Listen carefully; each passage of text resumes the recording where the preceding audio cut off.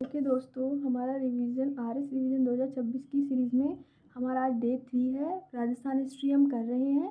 आज का जो टॉपिक है हमारा वो है मध्यकालीन राजस्थान में प्रशासनिक एवं राजस्व व्यवस्था। यानी कि जो मध्यकाल था जिसमें मुगलों का आगमन हुआ था, उस दौरान राजस्थान में जो प्रशासनिक व्यवस्था कैसी थी उसके बारे में हम देखेंगे। तो हम स्टार्ट करते हैं। सबसे पहले सर्वोच्च इकाई क्या थी? रियासत। जिस पर राजा शासन करता था उसे मुखिया कहा जाता था। मुतस्सदी, रियासत का प्रशासन देखने वाला सर्वोच्च अधिकारी। उसके बाद है प्रधान। प्रधान कौन होता था? जो राजा की अनुपस्थिति में मुखिया होता था राज्य का। इसमें प्रधान को 4 भागों में बांटो आप। मेवाड़, बीकानेर, जयपुर, कोटा, बूंदी। मेवाड़ के अंदर जैसलमेर, स्पेसिफिक अगर जैसलमेर को लिया जाए तो वहाँ पर जो प्रधान को प्रधान ही कहा जाता था। बीकानेर भरतपुर में मुख्तियार, जयपुर में मुसाही, कोटा बूंदी में दीवान। फिर नेक्स्ट आता है परगना। परगना क्या होता था? प्रशासन की सबसे छोटी इकाई। जैसे हम कहते हैं गांव, गांव से भी नीचे ढाणी, ढाणी में भी ढाणी से नीचे कस्बे, जहाँ पे बिल्कुल कम मात्रा में घर होते हैं। तो ऐसे करके उस टाइम पर जो सबसे बड़ी तो होती थी रियासत और सबसे छोटा होता था परगना। उसमें प्रशासन की सबसे छोटी इकाई से कहा गया। इसके अंतर्गत 3 चीज़ें, दुर्ग, मंडल और गांव आते थे। दुर्ग में जो मुखिया होता था उसे दुर्गपति कहा जाता था। मंडल का मुखिया दुर्ग का दुर्गपति, मंडल का मंडलपति, गांव का ग्रामीण मुखिया।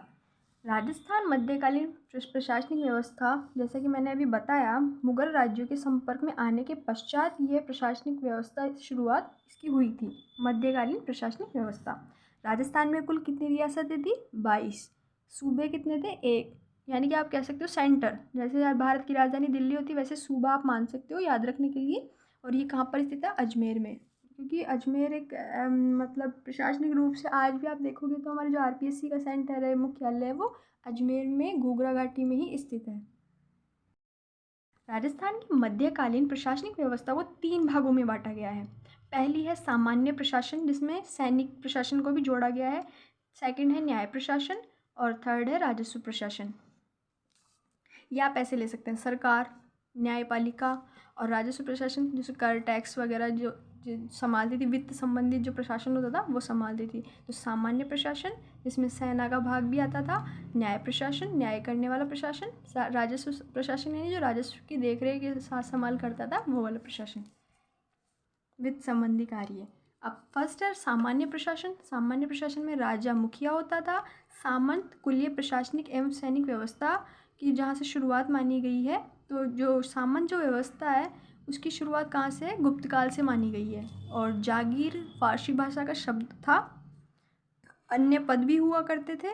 मुख्य राजा और सामंत को हमें याद रखना है। कर्नल जेम्स टोड ने एक बात कही कि जो यहाँ की सामंत व्यवस्था है वो पश्चिम देशों के फ्यूडल सिस्टम के समान उसने बताई है। अब ये हमें कुछ फैक्ट्स याद रखना है। मेवाड़ में सामंत को उमराव कहते थे। इसे याद कैसे रखना है? मेवाड़ है, वह आ रहा है, यहाँ पे भी राव में वह आ रहा है, तो मेवाड़ उमराव, मेवाड़ उमराव। सलुम्बर सामंत, इसकी जो मुख्य बात यह है कि सर्वोच्च स्थान था। सलुम्बर का जो सामंत था उसका स्थान सर्वोच्च माना गया, तो सलुम्बर सर्वोच्च, सलुम्बर सर्वोच्च। मारवाड़ सामंत, मारवाड़ सामंत, इसमें 3 भागों में बांटा गया है। राजवी, जिसे फर्स्ट श्रेणी में बांटा गया यानी प्रथम श्रेणी का सामंत। दूसरा है सिरायत, थर्ड है गनायत। जैसलमेर रियासत, इसमें जो सामंत होते थे वो डावी और जीवनी, जिसमें डावी प्रथम श्रेणी का सामंत होता था। ये कूट में बन सकते हैं प्रश्न। जयपुर में वत वत रोत वत, यानी जिसके पीछे वत वत लिखा हुआ और एक रोत, यानी कि राजावत, नाथावत, खंगारोत और बांकावत सामंत, जो नाम जिनके नाम थे वो राजावत, नाथावत, खंगारोत और बांकावत थे। कोटा में देश के सामंत और दरबार के सामंत कहते थे इनको। भरतपुर में 16 कोठड़ी के सामंत। सामंतों पर कर व्यवस्था का लागू होना कैसे? जैसे कौन कौन से कर लगाए जाते थे? तो उत्तराधिकार कर, छठूंद कर, तीर्थ यात्रा कर और न्योत बराड़। सामंत के अन्य पद देख लेते हैं। मुतस्सदी, राज्य का प्रशासन उचित तरीके से चलाने वाला सर्वोच्च अधिकारी। सिकदार, गैर सैनिक कर्मचारियों के वेतन खर्चों का हिसाब रखने वाला अधिकारी। ड्योढ़ीदार, राजमहल की सुरक्षा से संबंधित मुख्य अधिकारी। ड्योढ़ीदार, राजमहल की सुरक्षा। सिकदार, ऐसा नहीं लग रहा सिक गया जैसे कुछ, तो गैर सैनिक कर्मचारी। सिकदार गैर सैनिक कर्मचारी के वेतन खर्चों का हिसाब रखने वाला अधिकारी। मुतस्सदी राज्य का प्रशासन उचित तरीके से चलाने वाला। वाक्यनवीश वाक्य होते हैं जिससे हम सूचनाओं का आदान प्रदान करते हैं, तो वाक्यनवीश सूचनाओं का आदान प्रदान करने वाला अधिकारी। कोतवाल हम सब जानते ही हैं, लूटपाट डकैती इत्यादि पर नियंत्रण रखता है। वो फौजी वाली ड्रेस पहन के, पुलिस वाली जो आधा पुलिस ही लगता है, हम बचपन में बोलते थे ये तो पुलिस ही, फिर बाद में पता चलता था ये तो चौकीदार है। ठीक है, तो कोतवाल राज्य की आंतरिक सुरक्षा जैसे लूटपाट डकैती इत्यादि पर नियंत्रण रखने वाला।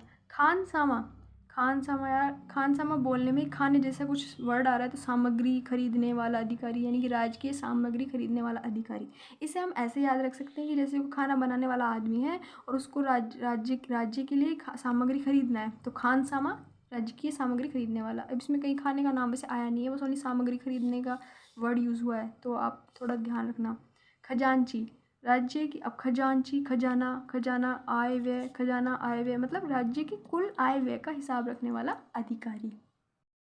सैनिक प्रशासन, सेना बख्शी, नायब बख्शी, ये 2 पोस्ट हुआ करती थी। बख्शी का काम क्या था? सेना प्रशिक्षण, भर्ती कार्य और अनुशासन रखना। ठीक है, और नायब बख्शी सेना व किले के खर्च की जानकारी रखता था। सेना के प्रकार कौन कौन से?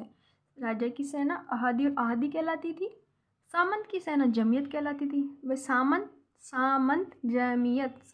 जमीयत। राजा की सेना अहादी या आहदी। सैनिक कितने प्रकार के होते थे? 2। जात सवार, जात पैदल सेना, सवार में घुड़सवार, ऊंट सवार, हाथी सवार। अब सैनिकों के कुछ नियम भी बनाए हुए थे, जैसे यकस्पा जिसमें एक तो सैनिक रहेगा, एक घोड़ा रहेगा, तो यकस्पा। दुअस्पा में 1 सैनिक 2 घोड़ा। सिंहस्पा 1 सैनिक 3 घोड़ा। निम्न अस्पा 2 सैनिक 1 घोड़ा। क्रम हमें याद रखना है।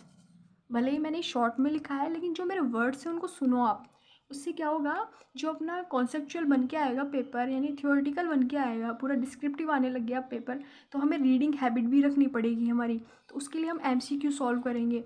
MCQ हमें मदद करेगा। अगर हम एक पर टॉपिक के 50 MCQ भी अच्छे से सॉल्व करते हैं किसी ऑथेंटिक बुक से या प्रैक्टिस बुक से, तो हमारा टॉपिक साथ के साथ क्लियर होता जाएगा। तो कोशिश करें कि आप MCQ ज़रूर सॉल्व करें। ये मेरे ऑथेंटिक खुद के पर्सनल नोट्स हैं जो मैं आप लोगों के साथ शेयर कर रही हूँ RS के। सेना और ये मैंने खुद से बनाए हैं शॉर्ट नोट्स। सेना के 3 भाग, अग्रिम भाग हरावल, मध्य भाग बीच का भाग होता था, अंतिम भाग को चंदावल। यानी कि आगे वाला हारेगा, पीछे वाला चंदा लेगा, आगे वाला हारेगा, पीछे वाला चंदा लेगा। तो हरावल, बीच का भाग चंदावल, ऐसे याद रखना है।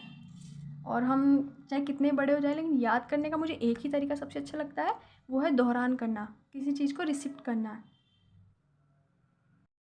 आप लोगों को पता है मैं जल्दी क्यों बोलती हूँ, क्योंकि हमें टाइम लिमिटेड, मतलब मुझे 10 मिनट से ऊपर नहीं करनी इस क्लास को, ताकि आपका भी फ़ोन को मैं मानती हूँ कम से कम यूज़ लेना है। अब मेरे पास कोई सोर्स नहीं है इसके अलावा, इसलिए मुझे ये वीडियो बनानी पड़ती है, तो इसलिए मैं थोड़ा फास्ट इसलिए बोलती हूँ, तो उसके लिए मैं क्षमा चाहूँगी।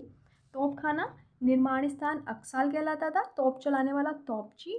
तोप 2 प्रकार की होती थी, जिनसी यानी भारी तोप, दस्ती यानी हल्की तोप। दस्ती हल्की होती थी। न्याय प्रशासन, न्याय की सर्वोच्च इकाई राजा होता था। परगना स्तर पर न्याय ग्रामिक करता था और ठिकाने पर सामंत करता था। परगना याद आ रहा है आपको? निचले स्तर का। न्याय में विवाद की स्थिति होने पर जांच आयोग जांच अधिकारी को आरक्षक, लालरक्ष और दंडपाक्षिक कहते थे। खालसा क्षेत्र में न्याय का अधिकार हाकिम को। राजस्व व्यवस्था प्रशासन कैसी थी? भू राजस्व प्रशासन। अब भू राजस्व प्रशासन की तरफ चलते हैं। सैनिक हो गया, जो सामान्य प्रशासन हो गया। अब न्याय हमने देख ही लिया था, अब हमारा राजस्व प्रशासन, भू राजस्व प्रशासन।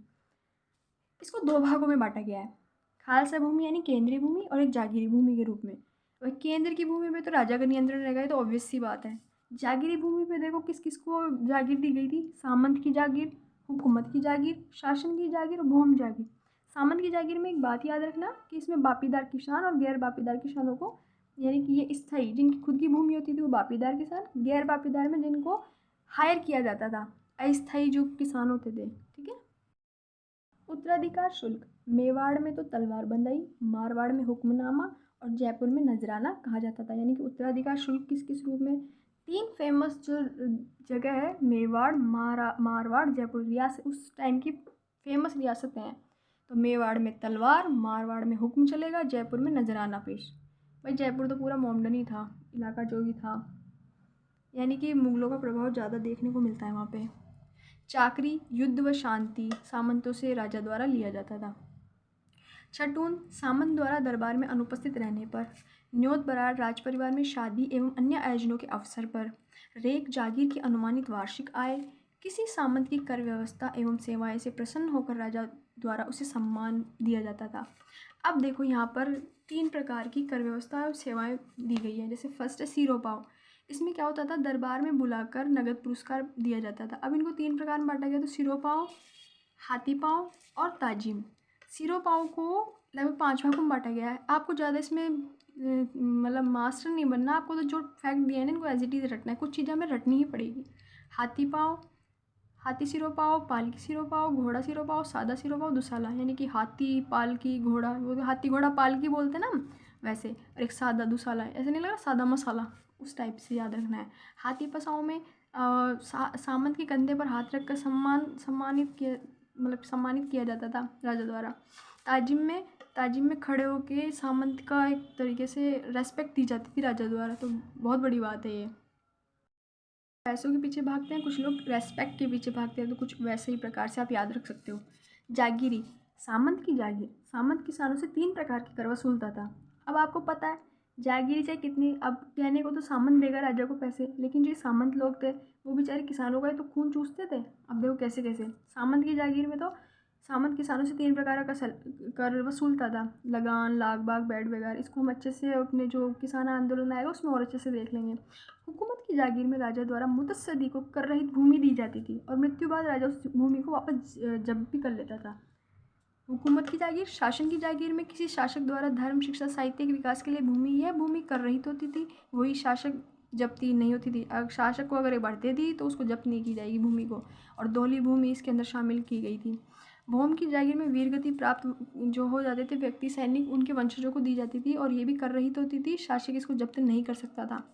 नोट, आमिल भू राजस्व की दरें निर्धारित करने वाला, कनवारी खेत की रक्षा करने वाला, तलवाटी किसानों की उपज तोलने वाला।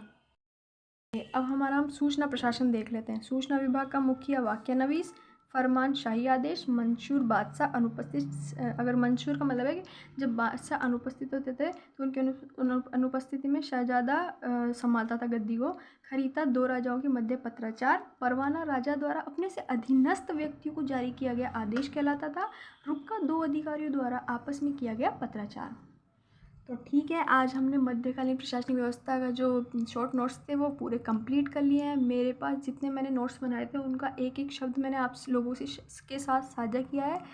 आशा करूँगी कि आपको क्लास समझ आई होगी, और मेरा बस मानना यही है कि इसके साथ आप इस टॉपिक के 100 MCQ जो वर्तमान RPSC जिस ट्रेंड में बना रही है तो वो साथ के साथ ज़रूर करें, जिससे आपको प्रैक्टिस हो जाएगी और आपको आभास हो जाएगा कि हमें, क्योंकि पढ़ना ही काफ़ी नहीं होता, प्रैक्टिस भी मायने रखती है।